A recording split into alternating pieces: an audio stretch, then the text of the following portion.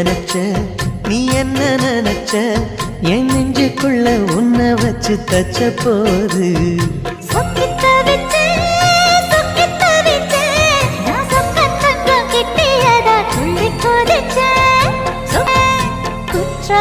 சரலது கண்ணார ஊறி வர ஒன்ன நினைச்ச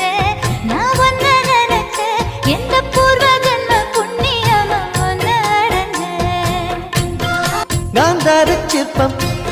உன்னோட வெப்பம் நான் தொட்டு பார்க்கிறப்போ என்ன நினைச்ச